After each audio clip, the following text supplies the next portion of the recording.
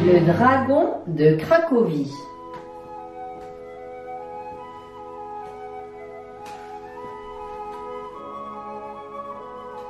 Connu également comme le dragon de la colline Wawel, ce célèbre conte est issu du folklore polonais.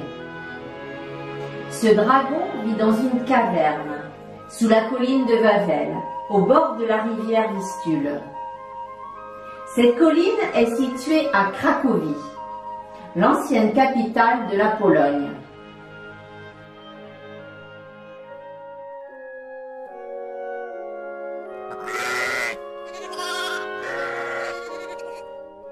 Par un bel après-midi de printemps, le soleil se lève sur Cracovie, la vieille ville polonaise située au bord de la rivière Vistule.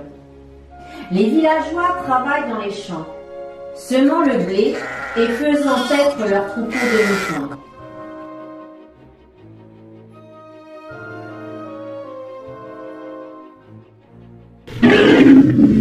Soudain, les fermiers entendent des bruits terrifiants qui proviennent du bois. Voici le berger Jarek qui surgit entre les arbres, en courant et en criant comme un fou. « Le dragon est de retour! Au secours !»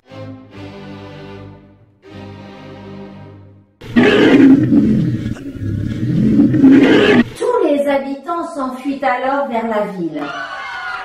Un dragon plus haut que les arbres surgit du bois. Malheureusement, le pauvre berger n'a pas le temps de s'échapper. Le monstre l'attrape et n'en fait qu'une bouchée.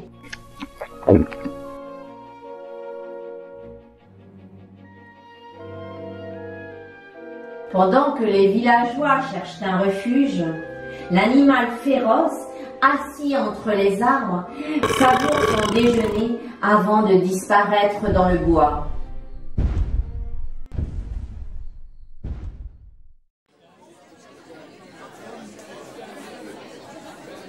Cette nuit-là, tous les habitants de Cracovie se présentèrent morts de peur au palais du roi.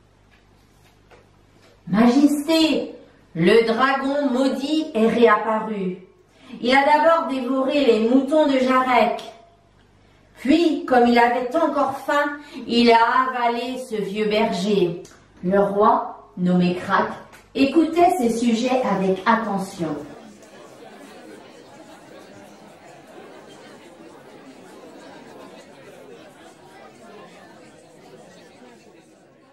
Après avoir beaucoup réfléchi, le roi décide d'envoyer ses armées pour mettre fin à ce fléau. Il place ses meilleurs généraux à la tête de la cavalerie. Et toute l'armée de Cracovie se met en route vers le repaire du méchant dragon.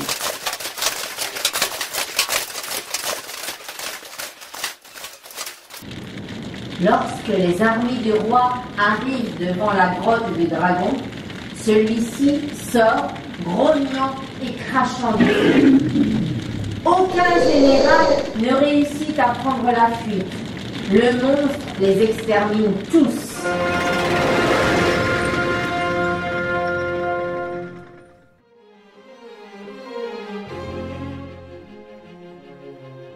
Désespéré, le roi annonce qu'il offrirait en mariage la main de sa fille bien-aimée, la princesse Wanda, au chevalier qui mettrait fin à la tyrannie du dragon.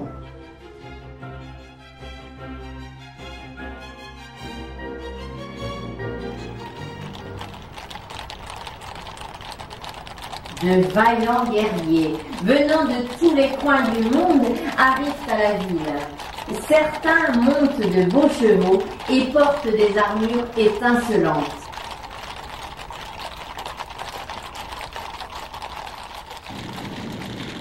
Mais tous, les uns après les autres, succombent sous les flammes du monstre. Tous, les uns après les autres, servent de bouchée au dragon affamé qui dévore même les chevaux et les armures.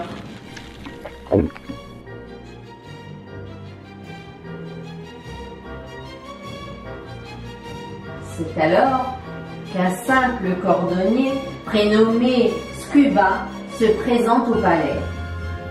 Il ne porte ni armure ni armes. Et pour relever le défi, il choisit une peau de mouton. Il prend son aiguille et un peu de fil pour la coudre de telle façon qu'elle ressemblera à s'y méprendre à un mouton vivant. Il la remplit ensuite de morceaux de soufre et va la déposer à l'entrée de la grotte du dragon.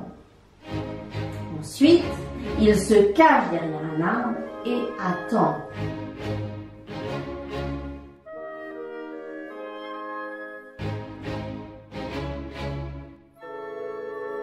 Quelques instants plus tard, l'animal monstrueux sort de son repère.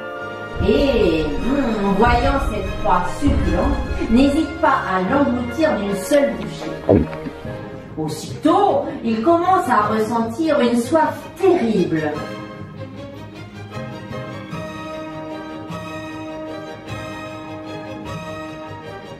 Il a tellement soif qu'il vole jusqu'à la rivière et boit tellement d'eau qu'il en a le ventre rempli.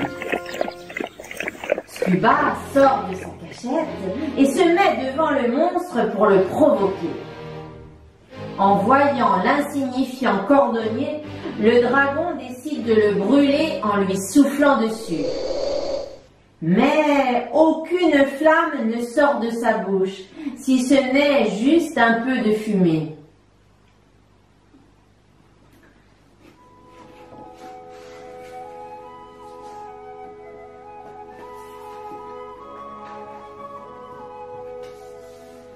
En effet, le dragon a tellement bu d'eau qu'il ne peut même plus cracher de feu. Honteux, il disparaît et ne revint jamais menacer les habitants de Cracovie. Scuba, le courageux cordonnier, épouse la princesse Wanda et ils vécurent heureux toute leur vie.